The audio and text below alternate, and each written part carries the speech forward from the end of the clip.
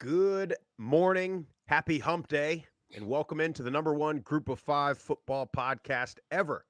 This is the Group of Five guys. Our mission is to be the voice for the Group of Five football programs, the voice that the mainstream sports media just absolutely will not be.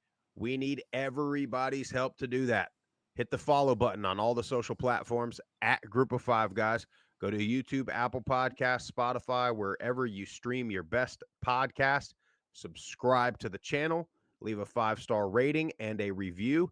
Most importantly, tell your family and friends all about us, or you can go to group-of-5guys.com and get you some Group of Five Guys merch. On this Wednesday episode, only two midweek Group of Five games. We're going to talk about those. We're going to talk a little bit about how we caught up with Texas State head coach G.J. Kinney last night, and we're going to take a relatively deep dive into the NIL space with our main man, Chad Hassan. Hope you enjoy the show.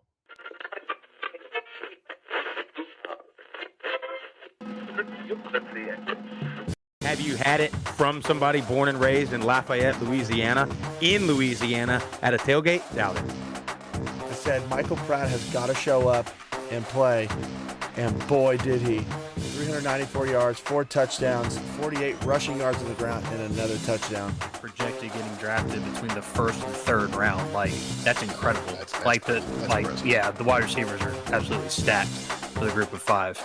Yeah, I really appreciate you do for the Group of Five programs, and I think it's great. I think we should get more of this, but you guys are on the forefront of this. And so I'm thankful for this. I'm glad that you're talking about the Group of Five because I think they get overlooked. But it's a ton of fun to watch a guy go to the NFL from a Nevada or a Colorado State or a Middle Tennessee or an App State, and fans follow that kid.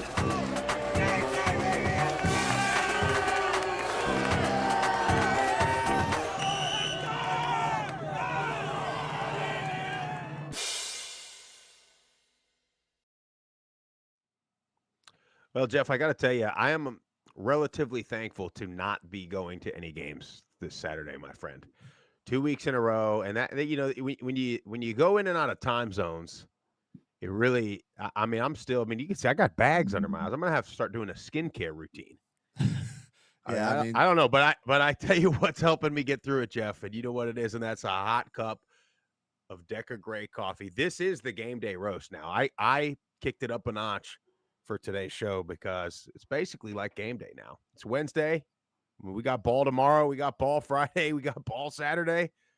It's week 3 already, Jeff. I know. I can't believe it that we're already in week 3. And Sprouse, as much as it's been a lot the last 2 weeks, some people just aren't cut out for life on the open road, my friend. I mean, you're just soft South Florida kid. Get a little bit of cold. Fall's creeping. I have to have the hoodie on this morning. Out here in the pod, it got a little cold. Fall's here. Yeah, I'm out there having to blow my driveway with the leaf blower every day now. I got a crepe myrtle. That thing, I mean, they get all over my truck, all over my wife's car. They get all over the driveway, and then you got to get them off because if it rains, you have stains in the driveway, and then you got to get the pressure washer out, and then you got more chores you've got to put on yourself. And it's football season, so I don't have Saturday to do chores. I got to do them post work when I only have a short little window after work before it gets dark, and then in the morning, of course, I'm hanging out with you. I mean, it's just priorities, my friend. What comes first, the homely duties or college football? I don't know. Got to make that decision. I mean, we got a new HOA board over here in the Sprouse neighborhood, and I am gonna petition myself to win curb appeal of the year because I got a nice little flower garden out front. I got my flag going. I mean, I'm telling you, there you go. I'm going diagonal lines this week on the grass. Look at you. So, yeah, I'm striping that thing. I am striping that thing. But anyway, we got big discussion now. Not a lot of midweek games yet, so we're gonna take this time to dig into NIL a little bit. Jeff, before we bring on our guest, there's a debate, right? If it's helping, if it's hurting, is it helping certain schools, hurting other schools?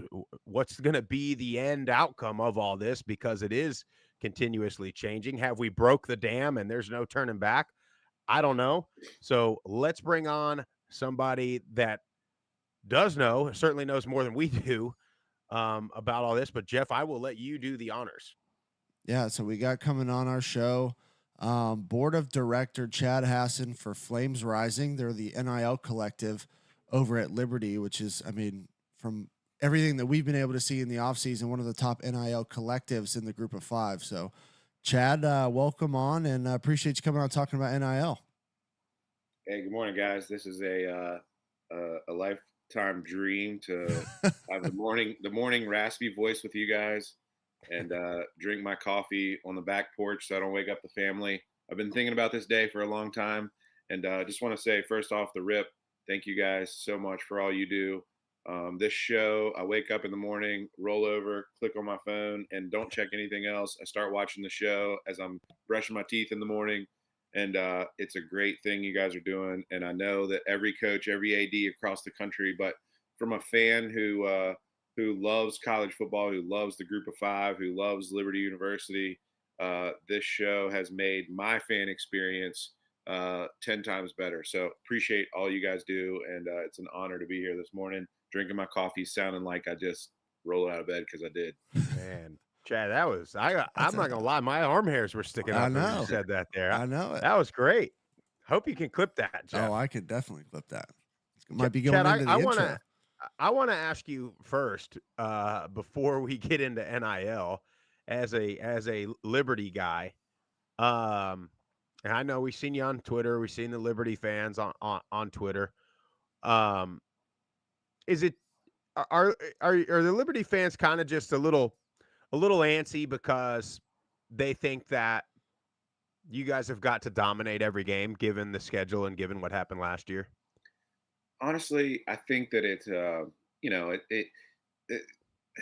I think that it has to do with being 15-1 in the last 16 games. We really don't lose much, and not that we're entitled, not that we're any of that. It's like you start nitpicking at that point.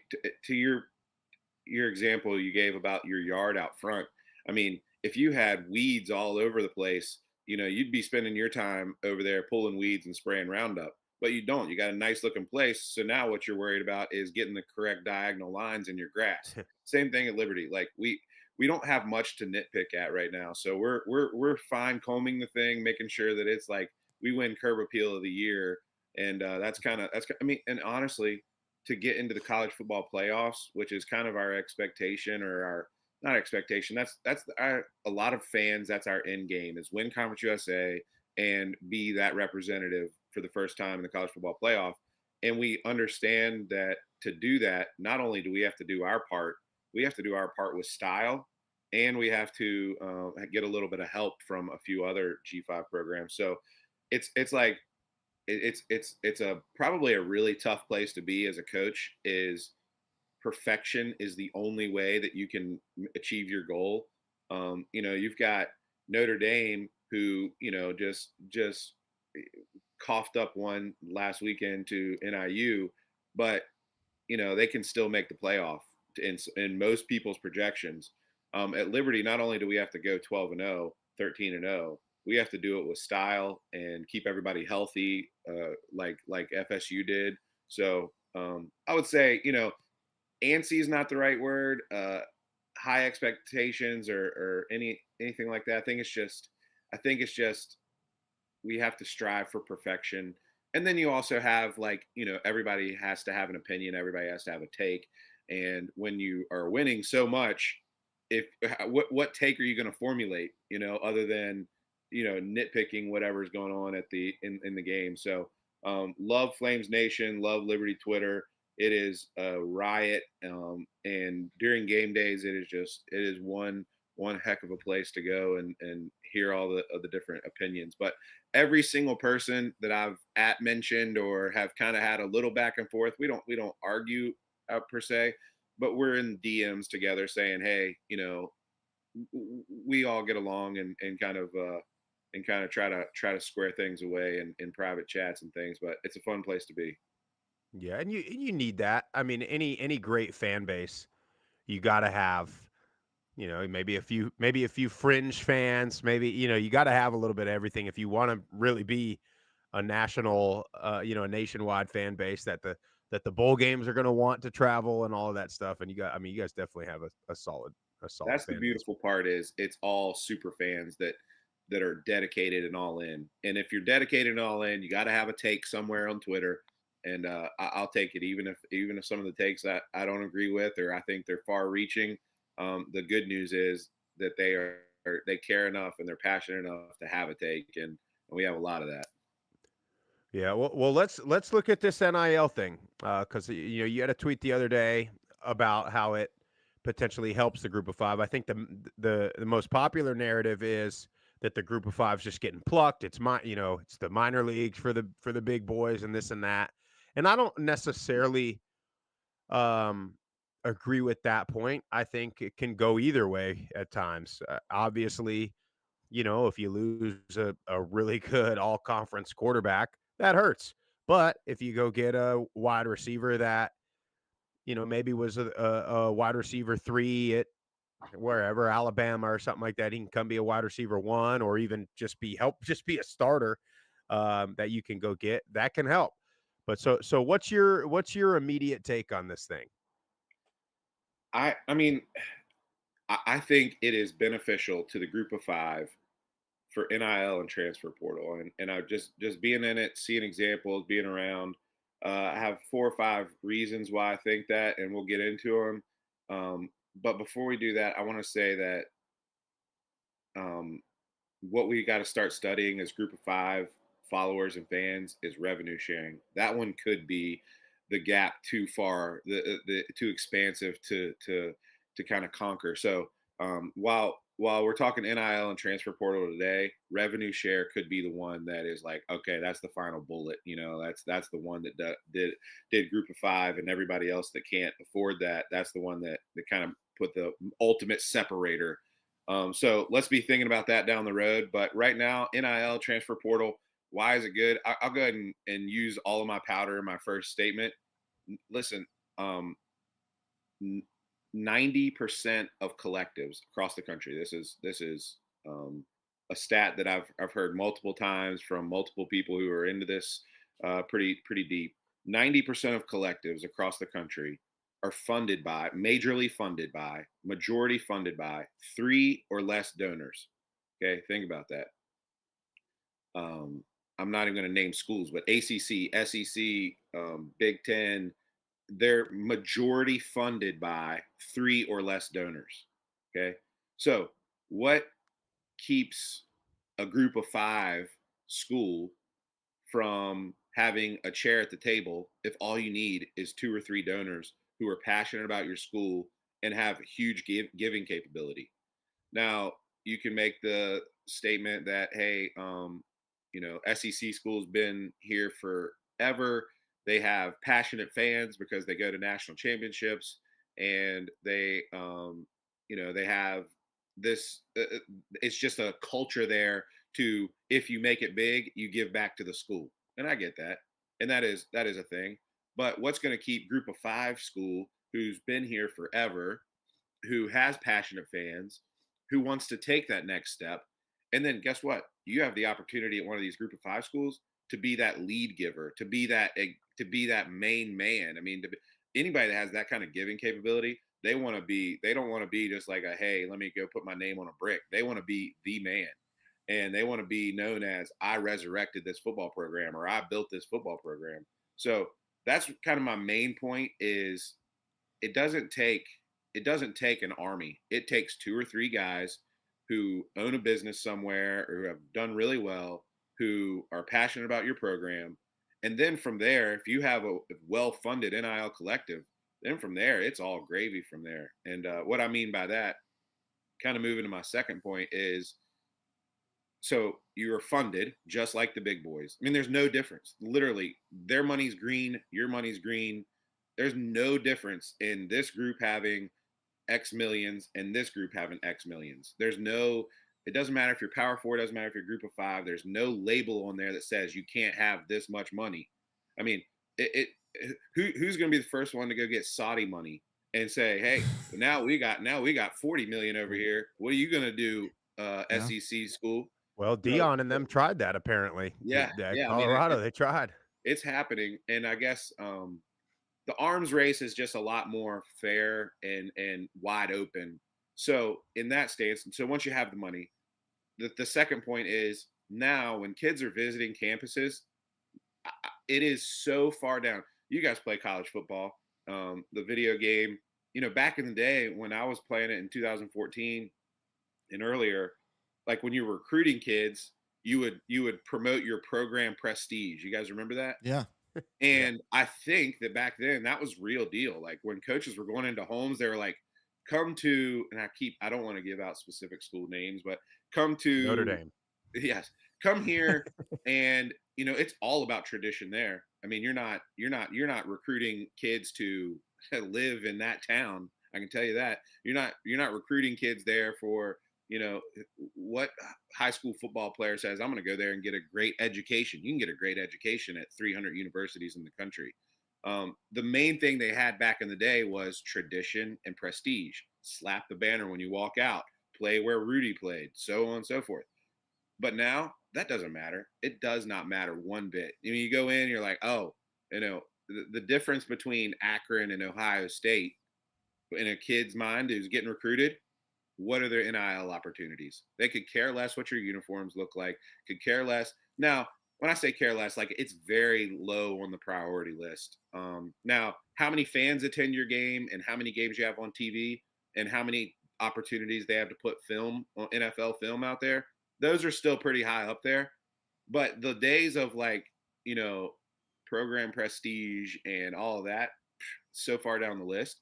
And NIL is so far at the top of the list for priority for recruits that it makes all that other stuff irrelevant. So how does that help group of five guys? So now let's say a group of five school finds 2 or 3 donors, becomes one of the top in the country, and they're competing with Big Ten school who has all the everything, and they have 85 guys over here at Big Ten school that they have to distribute all that money to because every one of them expects to be paid a certain amount of money. NIL, I say paid a certain amount of money. They have a certain amount of expectation for NIL opportunities to be created for them in that. Whereas over here at Group of Five school, you can go all in on 5 or 6 guys and distribute that money that way, or you can, however you want to do it. My point is, one, getting the money is a lot. The playing field has been leveled, and then the priority of these recruits has shifted so much. I mean, if you were to sit in these head coach offices and talk to these players about what they want to go to the NFL and they want NIL opportunities, period. And so it levels the playing field because, look at Malachi Corey and the defensive back. You guys can name them better than I can, but you're going to get, and that's my third point, is exposure. I think that the gap is closing on exposure, and we don't want to spend you guys spend a lot of time on that. But I've watched every Liberty football game for the past 5 years. When I was in college, I had to listen on the radio, and so it's like you're trying to recruit a kid to come to a Group of Five school, and like, hey, well, we got your names on a nationally syndicated radio program, or hey, your mom and dad and all your family and every NFL scout can watch a pretty highly produced show on ESPN Plus, and then you have the opportunity. I think Liberty's going to play on national television 3 times this year, maybe 4 if App State gets flexed in a couple weeks. But exposure gap is closing. The arms race gap is closing. NIL is such a high priority on recruits list. And I have one more. And at Group of Five, we have the one thing that we have right now that I don't want them to take away from us. It's our leg up. Is we have the easiest access to the big game. We really do. Think about going to mid-tier ACC school or a top Group of Five.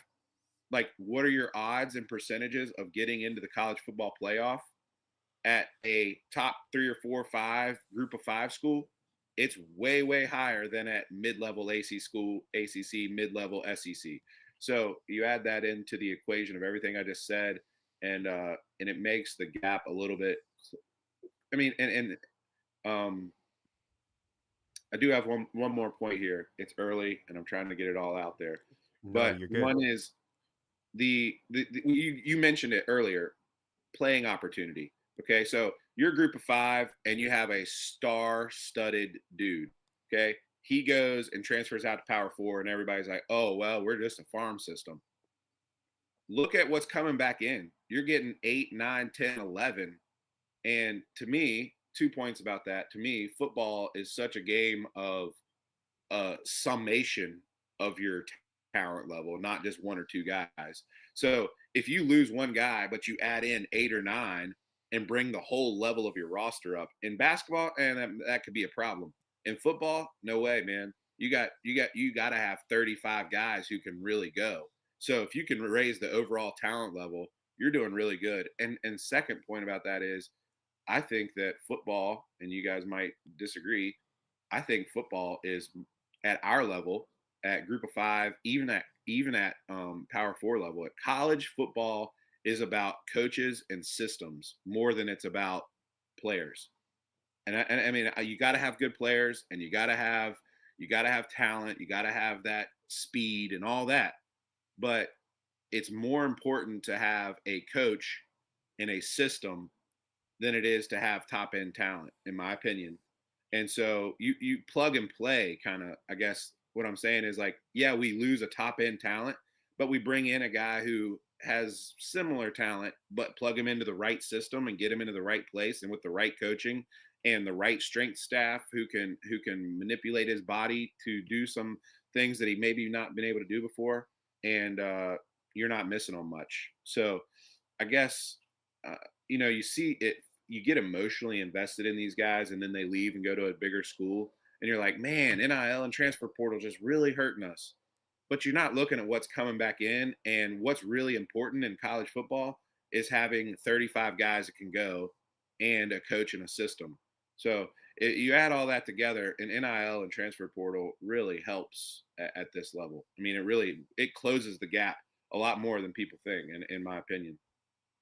Well, you're definitely seeing it. I mean, we've seen, the last couple weeks of the season, just, group of 5 teams knocking off Power 4 teams. And it felt like immediately when transfer portal and NIL came about, like the pendulum swung one direction.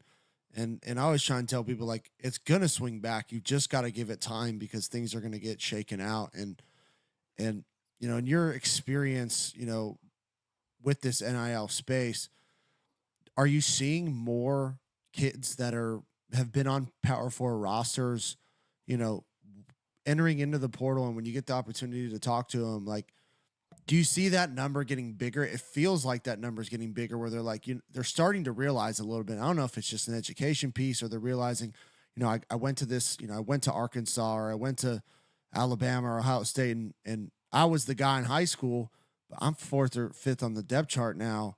Like, I want to go play. It just seems like immediately everything swung that way, but now it's sort of coming back. And you're seeing a lot of the bounce backs from Power 4 schools being successful in the group of 5. Yeah, absolutely, absolutely, and yep. You got to be careful on this part, but it's they're also realizing that the grass isn't greener over there in terms of NIL opportunities. I mean, to um, most of the collectives in the Power Four operate in a way that's like um, there's got to be a certain level of performance, and it's not pay for play, but they only have a certain number of dollars, and only the top half guys are getting in on that. And so you go there with the opportunity, but then you end up stuck on the depth chart for your first 3 or 4 years, and you're not seeing any of that opportunity. And so it's like, oh well, if I don't even know if I'm going to be able to make it to that top half of this roster, where I could go to this school and immediately be in the top half of the roster and have NIL opportunities. So it's kind of like, yeah, I mean, you're seeing that number go exponentially up. I mean, just look at roster after roster. I don't know if it's the same everywhere else, but you can go down Liberty's roster and say Power 4 guy, Power 4 guy, Power 4 guy, Power 4 guy, all the way down. And that might be because we have a new coach, might be because we have transitioned our roster a ton. And I know that he has a desire to build in high school, but right now it's 50-50, I'd say, of power four guys coming in. Do you think that there's, or are you seeing any of this at Liberty or other places where somebody wants to be a donor, whether it be, one of the top three, like you said, or just a small amount, like confused on where to put their money, whether it be, NIL or, oh, but what about I thought we were going to build this new indoor or this new weight room, or like, is there any of that amongst the donors, not necessarily with the administration of the school, but amongst the donors on where to give their money? Yeah, you certainly have that. At Liberty, we try to all be pulling in the same direction. So we with Booster Club and Collective and everything else, we try to be in the same direction. As far as individual donors, yeah, I mean, there's some of that, like, that's another check mark in the box for a group of five. At our level, what we're doing at the amount that we're doing it at, it feels right. It feels like the right thing to do. You're making comfortable, you're making guys' lives comfortable. They work 50, 60 hours a week, don't get paid, don't have the opportunity to go get earn money. So it feels right to be able to help them in this way. Whereas at, like, the power four level, it's like, we put how much cash in that kid's pocket, and to do what. And so donors at that level, they have to kind of, like, hold their nose while they write the check. They're like, I know this helps, but I don't really like it. Whereas at our level, it's like, oh wow, we're helping at this level, and it feels a lot better. So it's a little bit easier of a sell at our level because of the amounts, not as much. But at the same time, it's like most donors, and another point is, at those bigger schools, Power Four schools, listen, paying players has been happening long before Yeah. NIL came. So it's nothing to go, hey, we need a quarterback. All right, how much is that going to cost me? Whereas at our level, where they're like, what? We can, like, 5 years ago, the worst thing you could do was talk to a player, and as a booster. That's the worst thing you could do is see one of the kids in line at Zaxby's and say, hey, I'm going to buy that kid's lunch because he's Couldn't even do it. and that was the worst thing you could do. Now you got to convince donors that, like, hey, that's what we have to do in order to compete. So there's pros and cons to it, but I would say most donors at our level, if you get in front of them and explain to them at how much we're doing and at what level we're paying kids and how much we're not really putting cash in pockets,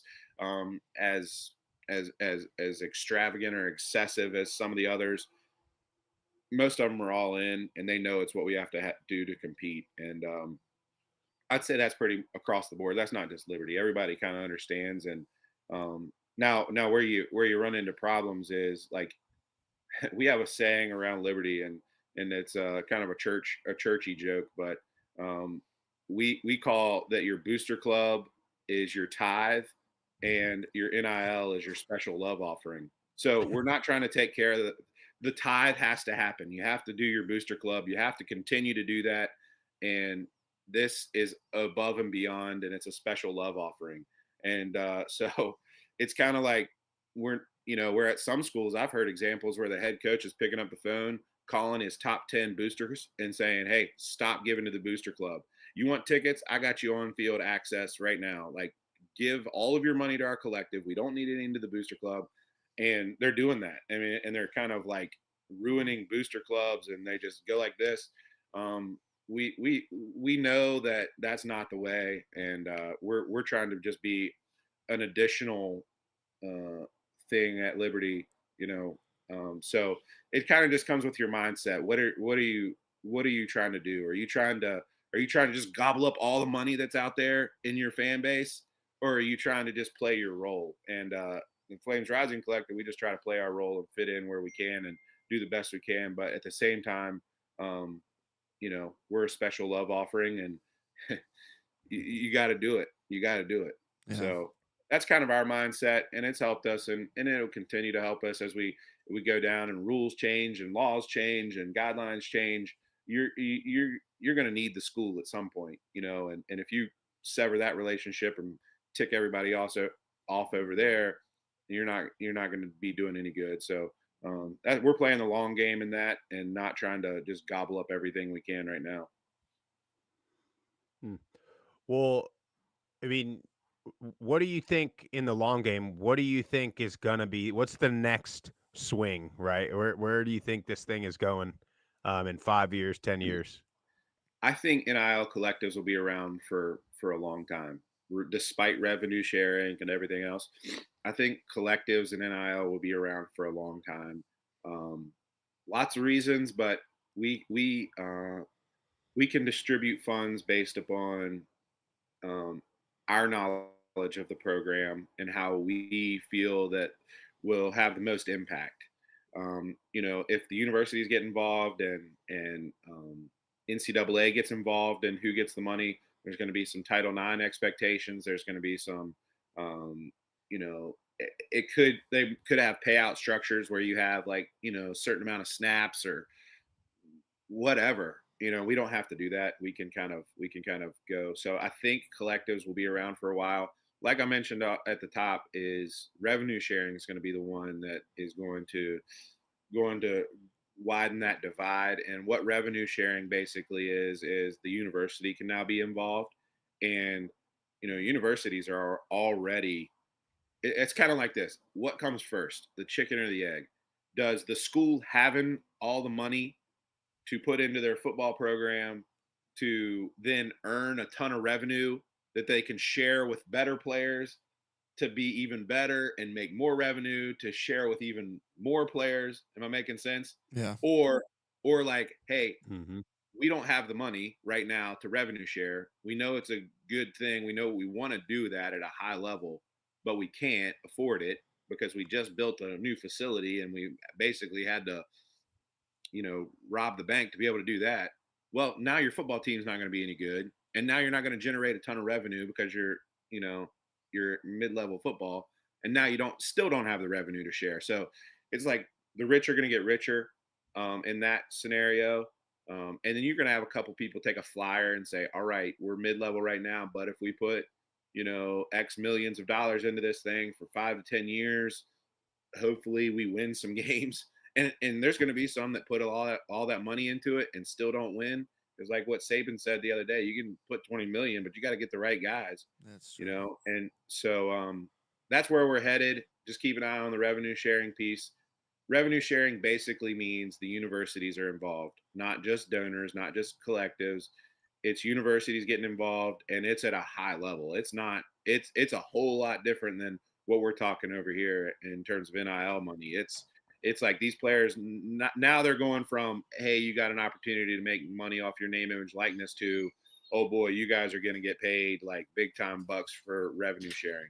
Yeah, and Mm. as we've known and have seen throughout the entirety of life, whenever the government institutions get involved, it just seems to go the wrong direction. So I hope that doesn't happen for everyone's sake, because I think the initial thought and idea of NIL is good, and the people that are trying to do it the right way are, and the people who aren't at the bigger schools are, of course, always trying to take advantage. But Yeah, I would say what we do feels really good. It feels really good to be able to help the players. And I've never really wanted to be in this space in terms of like, I like being a fan. I like just having hot takes, getting in the mud. That's what I like. That's what I. But we kind of had this opportunity presented to us, and it was like, all right, and we did it, and we're in it. But guys, it honestly, it feels good. It's not a dirty game. These players are so grateful, and you're really helping them with a lot of different things, with rent, car, everything like that. You guys played football. Did you have time to go out and no, get a job? And I mean, you got and then you look at some of these guys who have families back home who have needs, and so like yep, even though they're getting a little bit of stipend, that a lot of that times that goes back home. And so these guys are literally like living day to day, not all of them, but there's some of them, and we can help in that situation. And oh man, need tires for my car, so we're it's helpful, and we're helping kids. and it feels really good what we're doing at this level. Like I said, it's not excessive, and it's you're making kids' lives comfortable, and and you're having an impact, and you're also having an impact on the roster in terms of how much talent is there, and so it feels really good what we're doing. It doesn't feel slimy. It doesn't feel. A lot of people think that, oh, you're just a slimy agent NIL guy. No, I would say we're more like helpers and fixers for these players, and people get that. So it feels good. I wake up every day feeling like we're helping and doing the right thing. So that for whatever that's worth, to listeners who might think that NIL is just a grimy thing, it's not. And I would say that all the collectives at our level are experiencing something very similar. We're almost like a nonprofit, helping the football team basically, and basketball team and everyone else. So, yeah. Chad had a question in the live chat, just real quick. How are the players taxed on that? They are. It depends on if they're coming from an LLC. They're just like an independent contractor, so they get a 1099 at the end of the year based upon how much they earn throughout the year in NIL opportunities. We disclose that they are going to be taxed, but it's just like if you're an independent contractor and somebody coming in and said, "Hey, you're going to go mow grass for," and at the end of the year, however much you make, I'll send you a 1099 and you can settle up with the IRS. Same thing for us. Got Which, it. Well, it's very important for us, and that's not something that 18, 19, 20-year-old's thinking about when you give them any kind of money. So we got to be very careful to disclose all that and make sure that they're aware and set some aside and all that kind of stuff. I love it. Well, Chad, man, we can't thank you enough for waking up early with us. You had to do more than just turn on your phone this time. You had to prepare. You had to wash your face, pour yourself a cup of coffee. But no, I mean, I think that's all good stuff, and I think we'll keep an eye out on this revenue share business. Yeah. One other point I'll make is basically you guys are seeing a lot. A lot of states have made their own laws that, hey, universities can get involved and the NCAA can't touch them, right? You've seen that there's a lot of states that are doing that now, who've kind of merged their booster club and their collective and things like that. That's still against NCAA rules. And so despite what state you live in and what your state legislature says, that's still against NCAA rules. And we try to operate in those guidelines. So is a lot. That's the number one question I get all the time is, hey, you're at Liberty. You guys have a lot of money. What? It is, we are booster funded. The university does not participate in that. They can't participate in that according to NCAA guidelines. So we abide by that. And so that's the one misnomer that we get a lot, is that it's university driven. It's not. It's booster driven. Back to my original point, all it takes is two to three boosters and you're in the game. I like it. Yeah. Well, man, we can't thank you enough. We'll let you get back to getting ready for the day or back to bed. The sun's coming yeah, out. just a little sunrise behind you there. But no, we can't. That was super educational. We got to get you back on because there's so much to it. I mean, this is just, we got to keep digging into the weeds. Maybe this off season we'll catch up. I'm surprised I didn't say anything that was incriminating. So I'm proud of myself. This is a hard conversation to have without doing any of that. So I was just hoping you'd have a bag of popcorn while you're yeah. What is that about? Not this early, huh? Popcorn this early would ruin my gut for the rest of the week. So we're waiting until tomorrow night when we have a good one tomorrow night. I think that's what spurred this whole conversation, looking at the lines and the spreads. And I think it's Kansas. Who's Kansas play this week? Yep, UNLV, 7 point. Yeah, 7 points. It's like, hey, Kansas is a top 25 team, Power 4. Hey, been around forever. And who'd you say it was? Tulane? UNLV. UNLV. I mean, exactly. I think their collective's doing pretty good at the group of 5, and that gap is so. If you don't believe me, just look at all the odds and the scores and odds and Vegas is putting out from every Power 4 team versus a G5 team. No longer is it 25, 26, 27. It's 7. And there's several this week. Look at every one of them. that are like 3 or 4, 5, 6. And you're like, the gap is closing. So study up on it, and you'll see what I'm saying is over the long haul here. Group of 5 is going to be just fine if we can just stay to NIL and transfer portal. Love it. You're preaching, Chad. Awesome. You guys have a good day. Thank you for all you do again. It's really fun, and I appreciate you letting me be a part. Appreciate you, Chad. Thanks for coming on. All right. See you, buddy. Well, Jeff, I think he's it really is just scratching the surface. I wanted to Yeah. keep going, but I know we got a show to get to here. Yeah, he can come back on. He'll come back on and talk as much as we want him to about it, because it gets so in depth, and I'm sure we already had a bunch of questions in the live chat, so maybe we can do that again and just kind of let people ask questions and we'll read them off the live chat. But no, I think the group of 5 is in a good spot. I do. I think the pendulum's finally starting to swing back a little bit. You're still going to have your top guys kind of get picked off, but you know, what you're kind of seeing is one guy might go, but you're getting 4 or 5 in return, not from one school, but from a bunch of different schools, that I think ultimately in the long run that it's just going to continue to be able to bolster your roster and hopefully bolster the depth of your roster.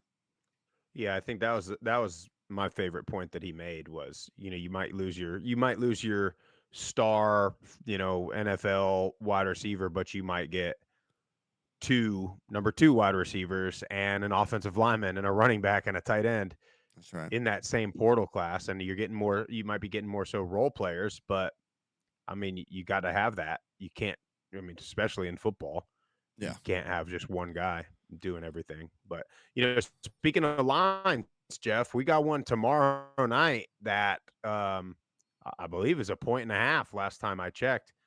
But we got 2 games Thursday night. We've got Northwestern State at South Alabama. Now, South Alabama, do we have any update on Gio Lopez? I assume he's going to be out for this one. I would think he would be out, but this says hopeful to return on Thursday. I guess it just depends on how they feel. They're going to assess Northwestern and see how they feel about it. And if they can leave him out to give him, another week of rest, they will. But if they feel like they need him, they got to they need to win. They need to get the ball rolling, and they've had, a couple tough opponents. But I still, like, you watch South Alabama, and they have really good players, and they have pieces, and you just wonder, like, when it's going to click, when they're going to be able to figure it out. Yeah. Yeah, and they've been close. They, North Texas in week 1 put up a ton of points, but South put up a ton of points too. And then last week that, they were without Gio Lopez, who we've been so high on all offseason. So Jamal Pritchett, the receiver, is a dog. Just give him an opportunity. This could be one of these teams. Every year we see a team like this, Jeff, that they figure it out those first 3, 4, 5 weeks, and then all of a sudden they get into conference play, and here's a 7-5 team that is 7-1, in the games that matter. I mean, Boise State's been doing that for years. So we'll see. And I think South could be a team like that. I think, like you said, once they click, they're going to be a real problem, especially if Gio Lopez can be healthy. But I think either way, look, they'll get it done against Northwestern State one way or another. And that'll be good for them to get in the win column, first of all. And then they can get this thing going a little bit. Conference. Yeah. And they go to Boone the following week. Whew. So better get it. Well, both of them better get it clicked by then. Yeah. So, either way, Boone's just a tough place to play, so they're going to have to be ready to roll. Yeah, it is.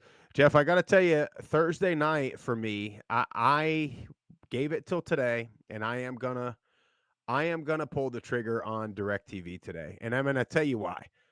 I told you on Monday that I have been brand loyal to DirecTV since I've been old enough to have my own cable or satellite dish. I used to have a big satellite dish. Pretty sure my parents have that big thing still sitting on top of their house. I had one at the apartment. Now I have the DirecTV stream. But not only am I not able to get ESPN, ABC, which I blame Disney for that more so than I blame DirecTV. Agreed. Unfortunately, I just don't have a choice. And what I read on that is that DirecTV is trying to offer smaller Disney packages, but Disney won't allow them to do it. course they're Basically, not. DirecTV wants to be like, hey, we want to offer ESPN, ESPN2, and Disney's like, no, you got to offer ESPN, ESPN2, ESPNU, ABC, Disney Plus, Hulu. You know what I mean? Yeah. And so, and DirecTV doesn't want to do that because they want to be able to have a lesser expensive package. However, all that, and I got an email yesterday from DirecTV. You'll never believe. I mean, can you imagine the outrage? First of all, if you remember last year, Jeff, I had to on 2 occasions, I had to tweet at DirecTV in order for them to take off the damn unlimited DVR that I never signed up for that they kept putting on there, and I kept having to say, "Hey, look, I don't want this." And I would email and I would call and I could never get anybody. But the minute I put it out there in public on Twitter, they were in my DMs like, "It's fixed, it's gone, no problem. We'll never do it again." But I got this email yesterday. Hi, Matthew. At DirecTV, we value customers like, well, let me forget that. They value customers, blah, blah, blah, on-demand content, news, live sports. We're continuously striving to innovate and introduce technologies to give you an unmatched viewing experience. We are reaching out to let you know that your DirecTV Ultimate price is increasing by $9. Jeez. Right, buddy, you took away Less the only channels I watch. Yeah, really. You took away the only ones I watch. They will be applied on your next bill cycle effective on or after October 6th. Well, good news for you, DirecTV. You just pulled out a straw and broke my back on that one, my friend. YouTube. I guess it's going to be YouTube TV. I don't know. That's the other option. That's what I went with. So it's been. How has it been though? Because I this is what I've always said when I've been at a friend's house watching games, sports specifically. Is a huge pain in the ass to change the channel? Is that not? Am I wrong on that? I'm still working through it. There's a way so you can set up like your custom guide. So that's what I need to do. I hadn't done it yet. It's a little bit different accessing the guide and that sort of thing. But once I set up the custom one, because I don't want to have to like go down 200 channels just to get the one channel I want. But you can set it up to where your favorite channels are at the top, and I think that's the way to go. All right. Well, yeah, I'll have to do that. And I do like the idea that I can watch 3 or 4 games at once. Yeah, and you watch from your phone. When we like ain't traveling. Yeah, it's a pretty sweet. And now my last question for you. I don't know if you know this yet. Like with DirecTV, I got to have 3 or however many TVs you got, little cable boxes. With YouTube this TV, is all you just stream. sign in on the TV. Yeah. As long as it's a smart. Yeah, as long as it's a smart TV, or you have like the Roku or the Fire Stick. That basically, if it's a dumb TV, it makes it a smart TV. That is what you need, and then you just download the app, sign in, and you're good to go. You think my wife would be upset at me if I just turned our living room into like? No, because not at all. I love it. We got our main living room TV. I have a TV on the patio, just a little guy, and I have a little TV in the garage, and then we have a TV in our bedroom. I may put them all downstairs. Do it on the wall there. I mean, if you could go, well, you got your laptop. I mean, I looked to do this another TV, your phone. I mean, you could put the phone and laptop on ESPN Plus and get those other games. That's what I'm saying, because I got to tell you, we got a big slate this week. I mean, we slate. got a lot of early game, a lot of noon kickoffs. Works good for me because I got a wedding Saturday afternoon. I don't know who the hell gets brutal. married during football season. I did. Yesterday was my official. We celebrated 2 weeks ago, but yesterday was my official 8 years, Jeff. Happy anniversary, brother. 8 years with Lauren. I saw on the Facebook memories. I saw that picture of you and Jesse Grisham just absolutely shit canned the night before. You guys are at like some bar on the beach. You're like, your eyes are glazed over. You and Grish, and I'm like, man, that was a good time. Me and Lauren always talk about that. We're like, yeah, the wedding was cool, but it was like that. 2 nights before when we all everybody went out down in Fort Walton Beach. So it was a good anyway. Time. Big matchup. Sorry, we get emotional. I know. Big matchup.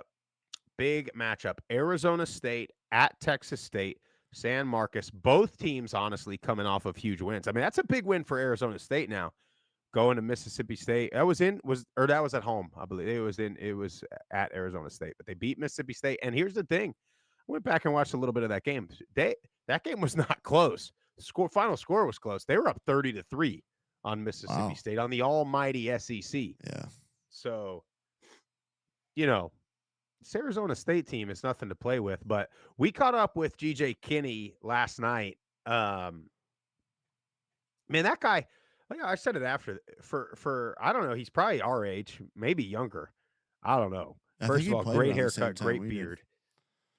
But he is locked in, man.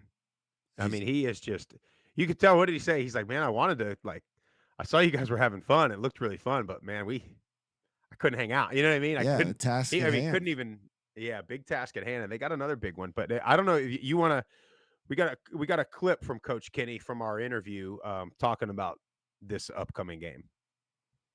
Yeah, it was huge. I think obviously it was a big game for everybody. Obviously for the football team and the coaching staff and the university. I mean, just all the dynamics that went into that game, the implications on, like, talked about the playoffs, and just so much riding on that game, and didn't feel great about the way we played a year ago in that game.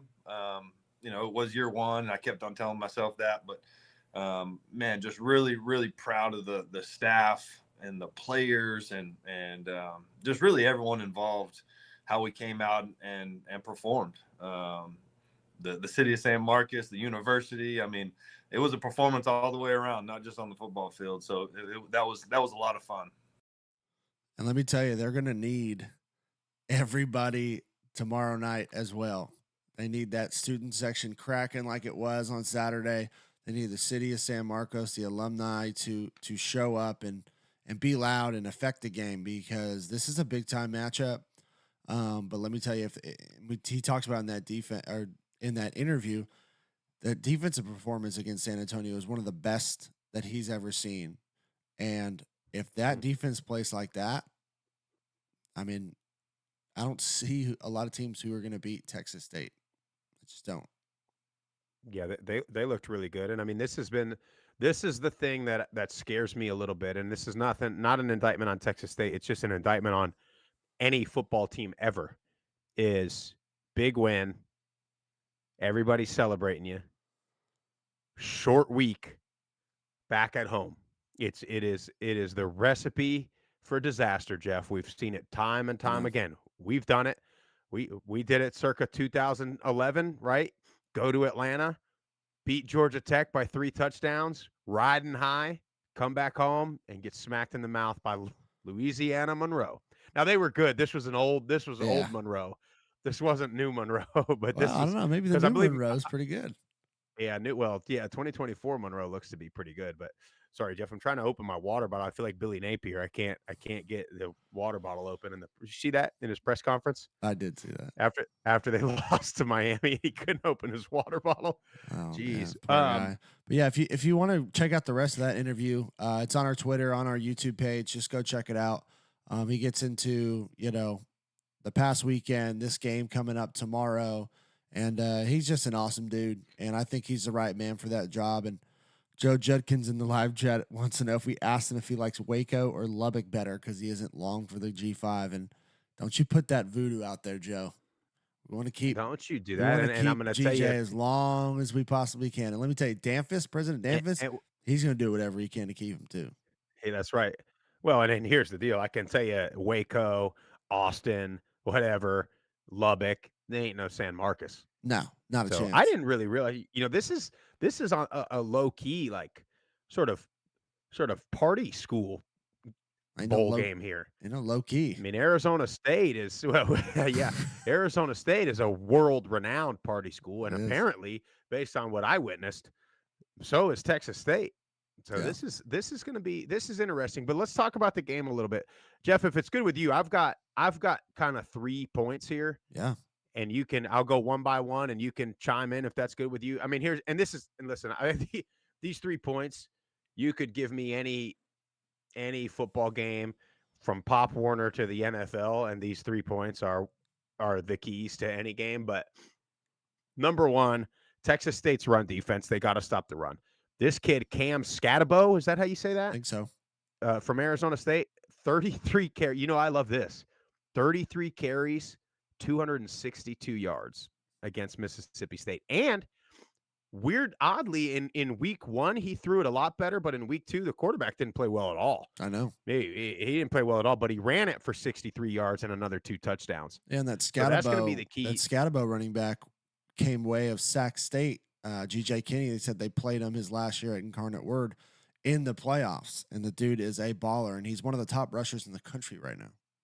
I mean, he's got to be with 262 in a game. He's got to be right behind Genty or close to him. He's like 4. Now he doesn't have 9 touchdowns, but so that's going to be the thing, right? They're going to have to make Levitt is the quarterback. They're going to have to make him beat him through the air. If they can limit Scatterbo, you're not going to stop a guy like that with a run game like that. Limit him. The quarterback, if he runs it a little bit, not that big a deal, but try to make him beat you from the pocket, and I think you got a really good chance there.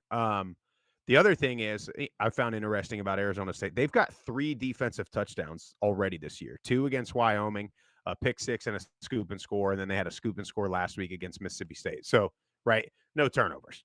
I mean, especially against them, because clearly do you remember the old Bears team from probably like 2005? I don't know. Peanut Tillman and those guys. You remember they would score defensively and on special teams every single week? That's what this Arizona State team is starting to look like. So not only can you not turn it over for possessions and all of that, but it seems like they're finding the end zone with it too. And, hey, Texas State, they didn't turn it, or they had the early interception. And that shouldn't even have been an interception. That was a dropped ball right in the breadbasket, popped up to a pick. So they've done a pretty good job the last couple of weeks of not turning it over. And McLeod has played very, very smart football. And I think he'll continue to do that. And as long as he doesn't, play outside of himself and just does what he's been doing, be consistent, I think they'll be fine in that regard. And then the third point I had, another obvious one is control the clock. Arizona State had the ball for 40 minutes against Mississippi State. So not only was their offense on the field for 40 minutes, they also scored a defensive touchdown. You want to know how to get down 30-3?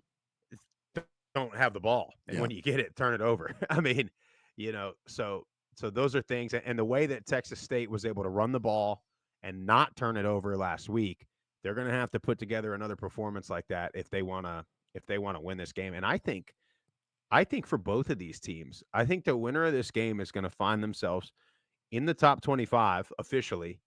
And I think giving themselves, I guess, a little chance at this thing. Arizona State, too. I don't know what Arizona State's schedule looks like the rest of the way.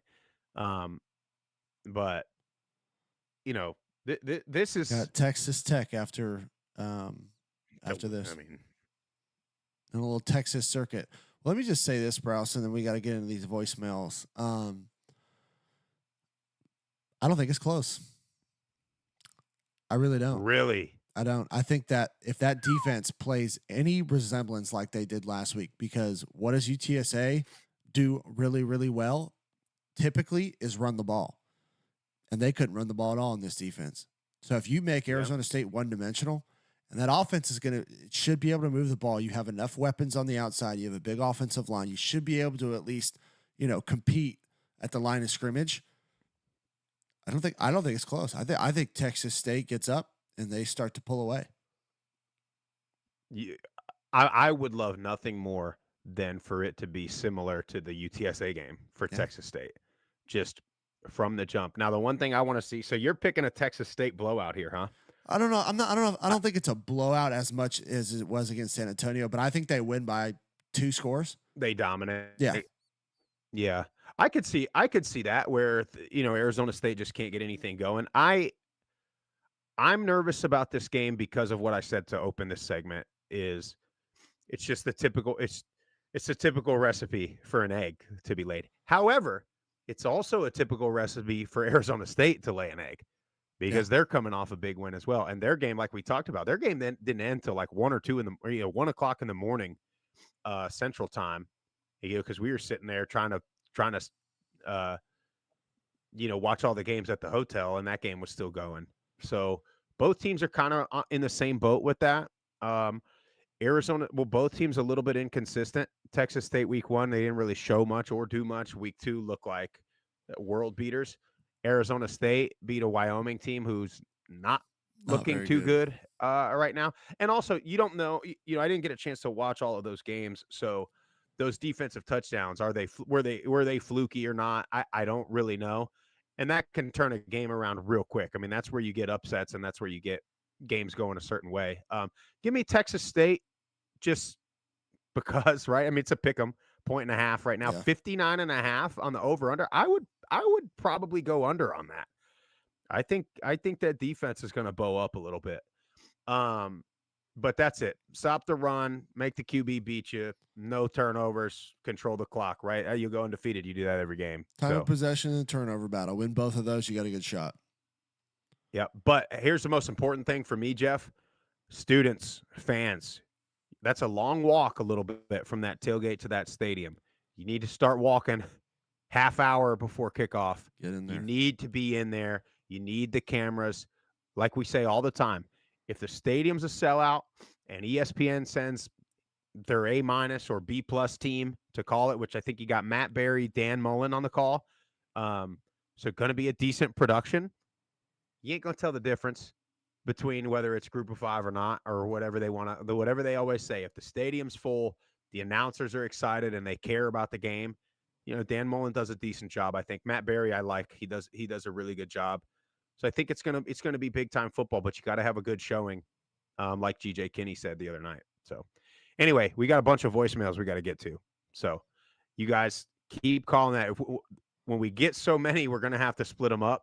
So I'll let Jeff, do the honors of figuring out which voicemails go on which day and all of that stuff. But the main thing is, hey, Thursday night after this Texas State game, call. Maybe we'll do a Twitter space Thursday night. I don't know. Friday night after UNLV plays Kansas, give the call. Saturday, pregame, postgame, when the emotions are riding high, call the hotline 615-900-4286. Leave your hot takes or your trash talk. Let's get right to it. Let's go to some of our disheveled App State fans from the weekend.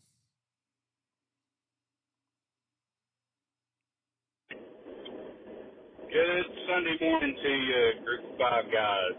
It's Baker Lloyd calling. Win or lose, you got to be here. And man, did we lose, and lose bad last night. That was, it was up for the worst game I've ever seen us play last night. That, I think most of us are comparing that game and Virginia Tech in 2011, and I believe we lost that one like 66-13 or something like that. But man, it was like we could not stop anything last night, and it was sad to see. I mean, it felt like we were a middle tier FCS team again, going into one of these big Power 5 programs that we just can't compete with, and we were collecting our paycheck, and they were going to do just whatever they wanted to do to us last night. And that's, quite frankly, unacceptable for the program that we've become, and I think our athletic department knows that. It would not surprise me if there are changes already on the defensive coaching staff. If not, I think there are going to be some people on very tight leashes. Clark has pretty much also already admitted that he kind of let the team go in a direction that it wasn't supposed to, in his, I guess, first couple of years, and then he kind of had to weed out the bad apples, and as they called last year, not restart, but something along that sort of thing, the reset, that's what it was. And this year was supposed to be kind of the new deal. Well, it's not looking like that. It's looking like the same thing we had last year where we started terrible. And I sure hope it's not, but my expectations are low now. And, I mean, I'll say it like we all said it. Clark's on a short leash, and he really needs to tread the line and figure something out, because this is the best roster we've ever had, and for it to go that wrong last night, it's terrible, you know. So anyway, it's hard to say more than that, but listen, hey, Texas State, awesome job by them yesterday, and they had a great crowd. Tulane got screwed, you know. Good job for Louisiana taking out Kennesaw. The Sun Belt. You got cut off there. It's 3-minute time limit, so try and keep it under 3 minutes. But yeah, I mean, App look rough. I'm just not in the boat of one game gets your coach who was in the championship game a year ago on the hot seat. And I know it's Clemson, and you want to look better and perform better, but you know, they seem to kind of have one of these every year, and then they end up rattling off a bunch of conference wins. You know, I as he was saying that, I kind of had a thought come to my mind that might be a bit of a disservice to the group of five. Now that there is the opportunity to make the playoff, that's going to be the expectation for schools like App State. So no longer is it, yeah, you can lose to Clemson and whatever, you know, play North Carolina tight and go to the Sun Belt Championship, and that's a really good season, because now the expectation is, you got to make that playoff. And so that may start coming back to bite these coaches a little bit. Yeah. But yeah, you know, one thing he mentioned too about Clark, you know, letting the culture go a little bit. They have had some former players come out on socials and really talk bad about Clark or the administration or the staff or the fans. And man, that's never a good look. I mean, we've seen that at Middle, and unfortunately, you know, but when you have the current coach there having some former players that played for that coach having some bad things. But look, we know every roster has these guys that, you know, they want somebody else to blame for whatever. So, but anyway, let's keep moving on. Group of five guys. Garrett Johnson calling back again. Pretty sure maybe you already listened to my previous rant earlier this week about the Kennesaw State game, but folks game, we played good. Better than I thought. Looked pretty shaky in the first drive. Looked like Kennesaw State. We couldn't stop them, and defense settled down. Offense was able to stay on the field, get some nice, good runs in.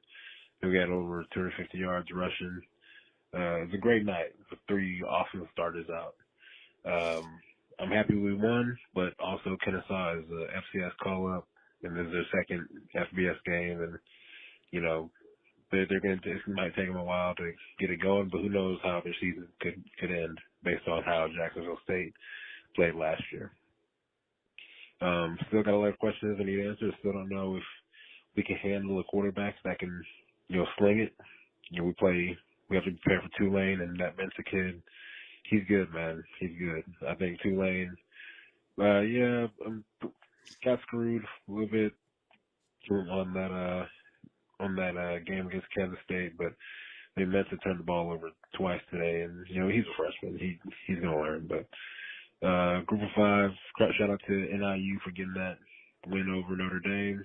Guess they're out of the 5-seed conversation that, you know, the Barstool guys had a few weeks ago. So I guess Big Cat can't count on them to make it to the playoffs. We'll see how Notre Dame does, but I don't know if they're as good as everybody say they are. Texas State played amazing. Shout out to the Sun Belt for getting some good wins. Texas State got a good win. Georgia Southern got payback for Troy against Nevada. ULM beat UAB, and Trent Dilfer is not the head coach that I think a lot of people thought he could be. I knew he was a fraud when he was hired, and I don't see UAB going really anywhere with Trent Dilfer. If a former NFL quarterback can't bring and coach proper quarterback talent, like, I think you got to move on from him. And Arkansas State beat Tulsa. As much as I hate Arkansas State, it's a great win for the Sun Belt. So all in all, Sun Belt did not that bad. App fans, I'm praying for y'all. Everybody knows you are the hardest players in the conference when it comes to P5 opponents, but just can't get it done today. But love you regardless. God bless Group of Five. God bless Group of Five guys. Go Cajuns. Appreciate you, Terry. He's playing the hard pessimist role this year. He's doing a little reverse psychology for his team. I respect it. Dude, listen, can I read you off Notre Dame's schedule the rest of the way? Sure. And please. you tell me if this is a playoff worthy resume, knowing that they've already lost to NIU. They're at Purdue. They are Miami of Ohio at home, Louisville at home, Stanford at home, at Georgia Tech, neutral site versus Navy, Florida State at home, Virginia at home. I think it's neutral site versus Army, and they're at USC. And they're going to get First of all, benefit. We got to start making them play road games. I mean, is that and Georgia too? Even in the mighty SEC, they're playing all these games neutral sites now. Yeah, I hate it. You gotta start making these teams go on the road.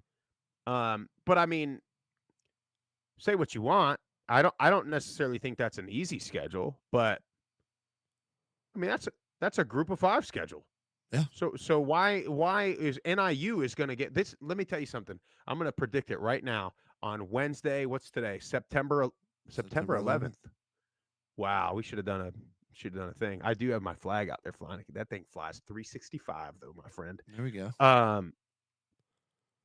NIU is going to get shafted for playing a MAC schedule, right? Yeah, of course they are. So, but Notre Dame's not. When I mean, you're going to tell me that,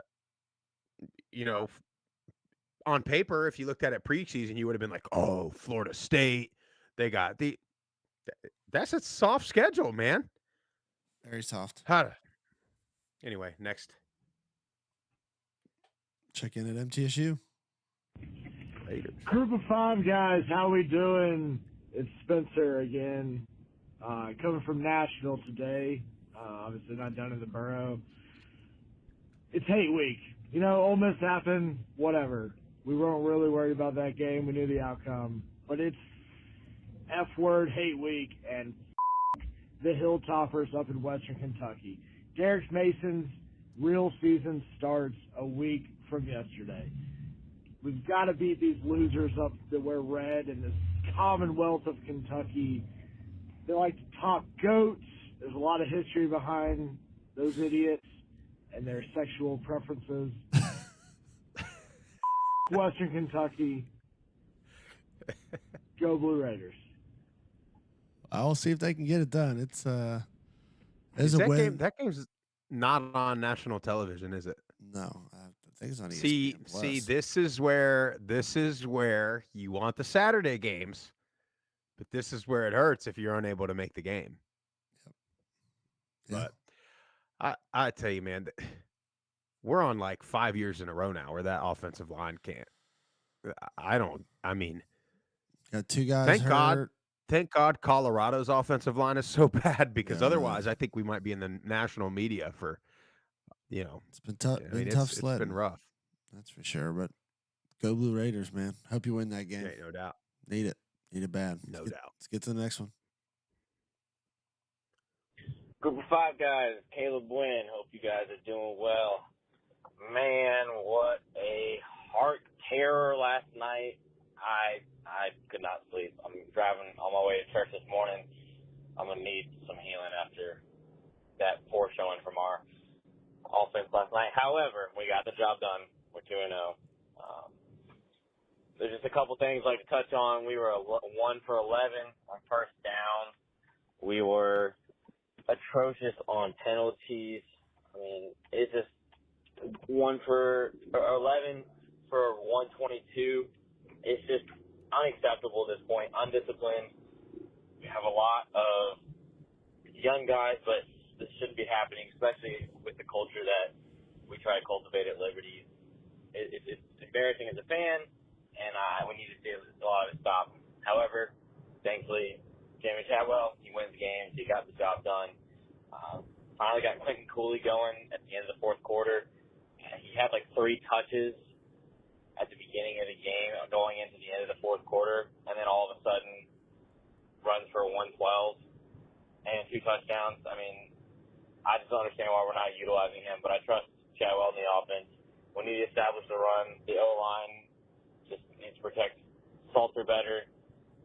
K-Salt looked a little bit off last night. I mean, he ended up playing a little better towards the end, but unfortunately his accuracy is still a little bit in question. And he ran a lot of times, whether it was a design run or he just decided to hold the ball. A lot of times he probably should be throwing first, and we saw glimpses of him being able to improve that last year, and now it seems like he's regressed a little bit in that sense. Hopefully they get their act together, they get their crap together. Going in back home against UTEP next week should be a good one. Hopefully this a game that we can say we got the job done, we got the win, and we don't have to look back on. So God bless the group of 5 guys. Love you guys, and I hope and I need to see you guys in App State on the 28th. See you there. Bye, guys. Caleb, that's the Joker. Joker. Yep. Hell yeah. Well, Caleb, Liberty and App State better start figuring out how to play a little better. Otherwise, that game ain't gonna be worth going to, my friend. Yeah, we're working. We're seeing, trying to figure out what's our next move. Trying, yeah. But all right, let's keep it rolling in the interest of time here. Group of 5 guys, Joe Judkins. No excuses, boys. My Trojans went into Memphis and got a hobnail boot stuck straight up their ass. No excuses, but here are some facts for my Trojan Nation faithful. We're the 3rd youngest team in the country, and at times we looked like it, like a preschool playing IMG Academy. We couldn't run the ball, didn't pass it very well, receivers dropping passes. We didn't tackle very well, and 6 pass interference penalties to boot. Hard to win a knife fight when you take a toenail clippers with it. We started 11 freshmen. We're without our starting center. Loose Goose, our quarterback, early in the second quarter. Starting running back, unavailable for the first half. All that compiled into a show we couldn't pull ourselves out of. Couldn't run the ball through a group of first-grade hopscotchers. And you can't run the ball, you don't win many football games. We will get better. We are rebuilding. Be patient, Trojans. Be patient. Not spoiled. It is who we are, and we best recognize that. We will be back. By the way, Memphis is really, really good. Might just be the best group of 5 school in the country. Watched a ton of football yesterday, boys, and saw a lot of good football. Tried to keep you guys abreast of what was going on while you were soaking up sunshine and drinking cervezas in the confines of Bobcat Stadium, UFCU, whatever. Northern Illinois plays a different kind of football than they do in South Bend. Tulane got straight up intercourse by the Big 12 officiating crew. Boise State had a real shot at Oregon and could have won that game. And Texas State is no joke. Listen to the pundits this morning, and not once did I hear them talk about the toughness, grit, makeup of Northern Illinois' team, or how Tulane got screwed, or it was how disappointed they were in Notre Dame and got their play, or how Kansas State must have come out flat and woke up in time, or some other bullshit to hear themselves talk. Barrett Scalise, Chris Childers, one of your Middle Tennessee boys, Hartzog, and all these other fucking folks, and just can't bring themselves to heap praise on the victors, those that were victorious. Lastly, I hope you boys are thinking about a family Thanksgiving in NOLA. That Memphis-Tulane might be the best matchup of the day. Thank you for what you do, fellas. I sure appreciate you and what you bring to us each week. Keep doing what you're doing. God bless you guys. See you in Troy. Go Trojans. God bless you, Joe. Thanksgiving Day in New Orleans might be the matchup of the season, dude. Really might be. I mean, that is going to be, whoo, I got chills thinking about it, Jeff. I know it. Appreciate you, Joe. Another great call from Joe. Absolutely. Yep. And Steeple, he has a 2-parter. I'm going to get to that Friday. Appreciate you guys calling in. This last it's real quick. Oh, no. Hey, fellas. Well, that sucks.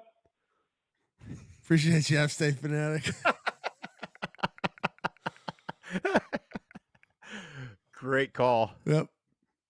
Awesome. Great call. Appreciate you guys. That's all we got, Jeff? Yeah, that's all we got. And Steve, I'll get to yours Friday. We're running a little long this morning. Yeah, we went a little long today. Got into the weeds with Chad a little bit. I thought we were going to have a shorter show today.